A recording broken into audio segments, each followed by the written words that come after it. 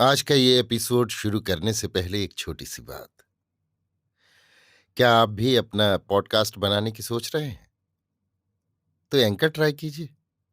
ये पॉडकास्ट बनाने का सबसे आसान तरीका है। नंबर 1, ये फ्री है। नंबर 2, इसमें कई सारे ऐसे टूल्स हैं जो आपको अपने फोन और कंप्यूटर पर रिकॉर्ड और एडिट करने की फैसिलिटी देते हैं। नंबर 3, आप अपने पॉडकास्ट को डिस्ट्रीब्यूट भी कर सकते हैं, जिससे इसे स्पॉटिफाई और दूसरे प्लेटफॉर्म पर सुना जा सके। तो डाउनलोड कीजिए फ्री एंकर ऐप या विजिट कीजिए anchor.fm पर अपना पॉडकास्ट स्टार्ट करने के लिए। ये तो थी एक छोटी सी जानकारी, और अब शुरू करते हैं एपिसोड का सिलसिला। तो आज के एपिसोड में लीजिए सुनिए आचार्य चतुर्सेन शास्त्री के लिखे उपन्यास वयम रक्षामः का 81वां भाग, अशोक वन में, मेरी यानी समीर गोस्वामी की आवाज में। सीता के केश बिखर गए, वस्त्र फट गए, उसके जूड़े में लगे फूल झड़झड़ कर पृथ्वी पर बिखर गए। सीता हा सौमित्र हा आर्यपुत्र कहती जा रही थी। वो अपने अंग के आभूषण उतार उतार कर पृथ्वी पर फेंकती जाती थी, जिससे कदाचित राम उन्हें देख उसके हरण की दशा को पहचान लें। जब सीता का नूपुर उनके पैर से खिसक कर गिरा तो ऐसा प्रतीत हुआ जैसे आकाश से पृथ्वी पर बिजली गिरी। जब आभूषण गिरते थे तो ऐसा प्रतीत होता था कि आकाश से तारे टूट टूट कर गिर रहे हैं। ऐसा प्रतीत होता था कि सीता के दुख से सूर्य भी निश्चल हो गए, वन देवता भी जैसे थरथर कांपने लगे, वन के मृग सिंह बाघ भी शोक द्रवित हो गए, पर्वत शोकमग्न हो झरने के बहाने अपने आंसू बहाने लगे। सीता राम और लक्ष्मण कहीं आते दिख जाए, इस आशा से बार बार चारों ओर देखती जाती थी।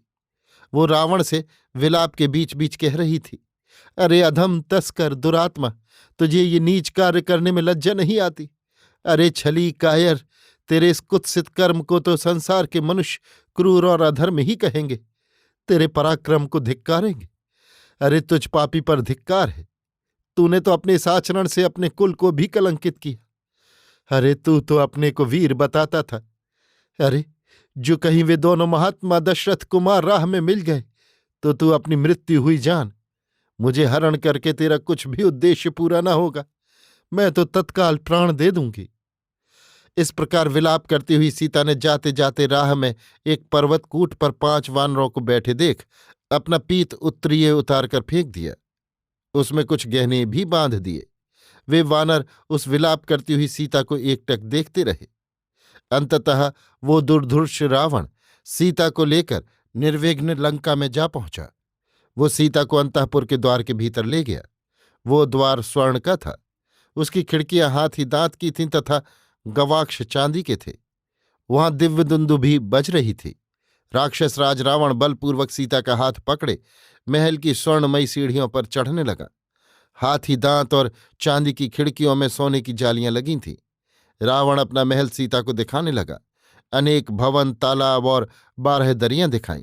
फिर कहा, हे सीते, मेरे अधीन असंख्य राक्षस हैं। अब मैं और मेरा ये सारा राजपाट और वैभव तेरे अधीन है। तू मुझे प्राणों से भी अधिक प्रिय है। मेरे मणि महल में हजारों सुंदरियां हैं, उन सब के ऊपर मैं तुझे महारानी बनाना चाहता हूं। समुद्र से घिरी इस लंका का विस्तार 100 योजन का है। इसे इंद्र सहित सब देवता भी विनष्ट नहीं कर सकते। वो देख, उस गगन स्पर्शी महल में देवराट इंद्र बंदी हैं।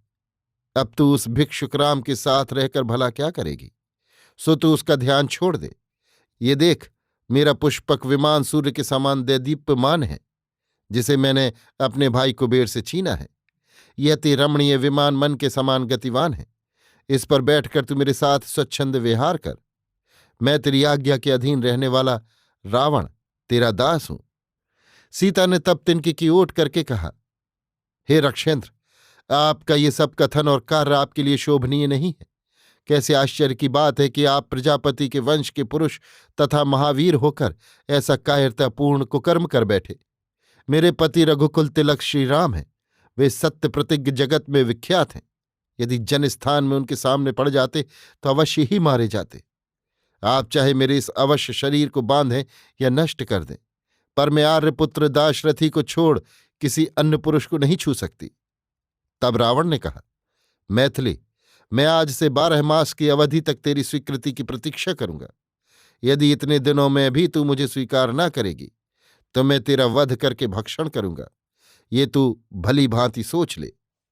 इतना कहकर उसने सीता को अशोक वन में ले जाकर रहने की व्यवस्था कर दी, जहां उसके लिए सब सुख साधन उपस्थित कर दिए गए।